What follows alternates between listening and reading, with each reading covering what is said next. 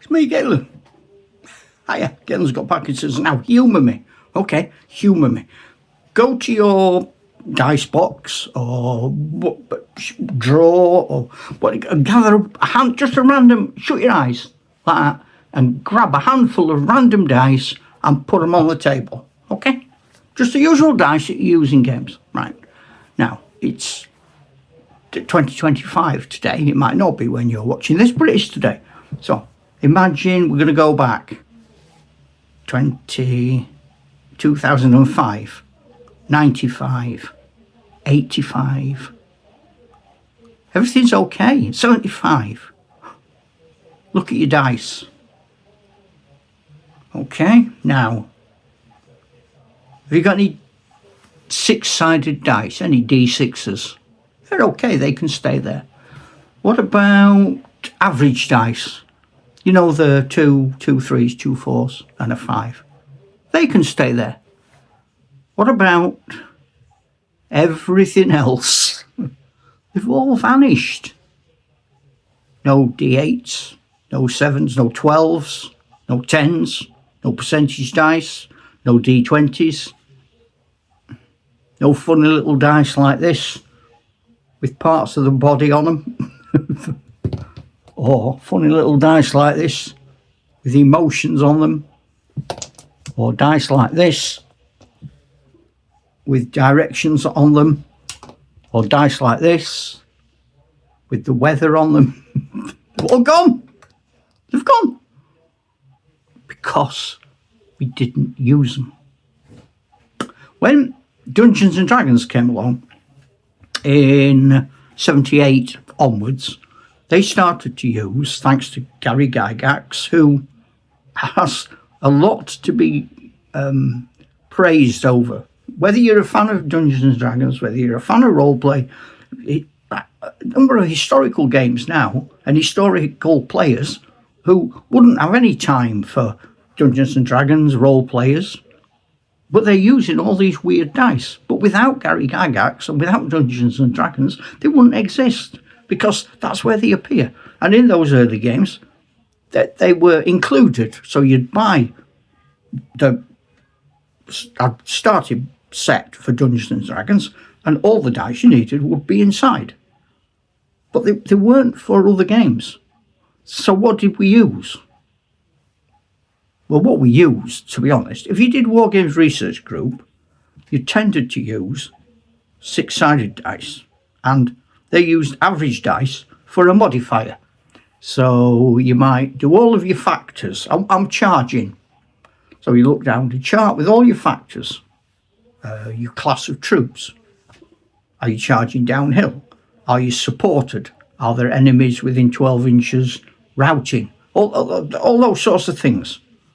And then when you've got all those factors added together, +1, and all the modifiers, -1, -2, then you throw a plus and a minus average dice to take the edge off that raw data. Donald Featherston was a big fan of the average dice idea for having it to take away the harshness. 1 to 6 is a big gap.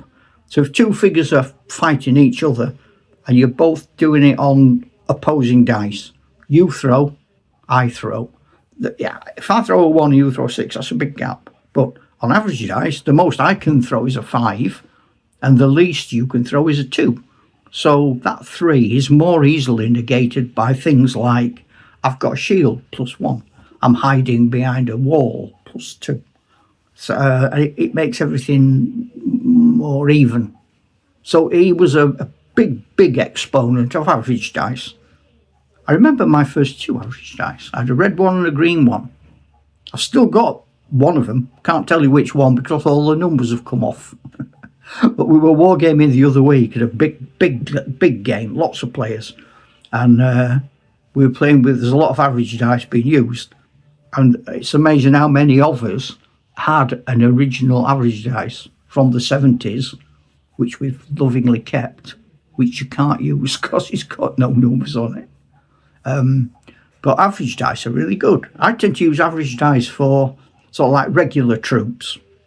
morale and so on, because it's steadier.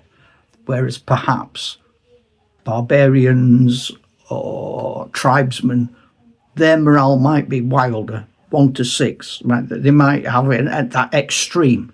6, they might go berserk, and 1, they might flee. Whereas steady troops wouldn't have the 6 or the 1. They can't get it. And I use every imaginable dice. And if I was going to say, well, let's play a miniature figurine sci-fi game from the 70s, I suppose probably play Stargard. That was the earliest 70s game, because once you get onto some of the others, they come after. I started sci-fi gaming in 73, 72 with miniature figurines, and the rules that existed before that were Stargard. After that, they tend to be 74 onwards, and I know I wasn't using them. And again, so then we'd base them a lot of times. What we do is take a realistic situation and apply it to fantasy, which is okay if you're doing elves. You could say, okay, let's have a look in Wargames Research Group, let's compare them to a Welsh longbowman of the Middle Ages. That makes sense. Some troops have got crossbows. That makes sense. Some troops are badly disciplined, make them goblins and orcs. That makes sense. But what do you do with ray guns? What Stargard did was it gave the weapons different types. So you had needle guns, sort of long-range lasers. And then the troops had different categories depending on what they were. And their armour had different categories. And from that, you could work out a man's category, and you had to beat that with a D6. Then you'd have saving throws, and if you were in cover, it was harder to hit you, and if you had armour, and so on. But it was all based on D6s. There were some rules that I never used, but they sort of multiplied your D6 throw by 10. So you throw a 3, it becomes 30. But again, 60 is the biggest score you're going to get. And I didn't ever use rules that did that, so I'm not sure why they did it. But they did, so what can you say? So, yeah, I just thought it might be interesting to consider, because we talk about the figures, don't we? We look at the figures, we look at the sculpts, we look at the companies, we look at games. But in actual fact, there are some interesting, quirky little bits about gaming in the early days that we need to know the history of that as well. What the history of our dice that we throw glibly. We all come to clubs with bagfuls of dice.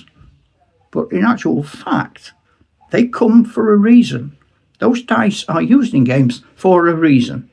And once again, we have to go back to Gary Gygax, and we have to go back to Dungeons and Dragons, because the dice came in to play Dungeons and Dragons. And then we went, they're a good idea. And once you've got some dice, you are going to find a way of using them, aren't you? I know I certainly did. Once I got my average dice, they were appearing in everything. Yeah, and now you can, like I say, dice where you've been hit on your body. And you get Bolt Action has its own dice. Lots of games where you start to get your own dice for a specific game. Test of Honour with the swords on their dice.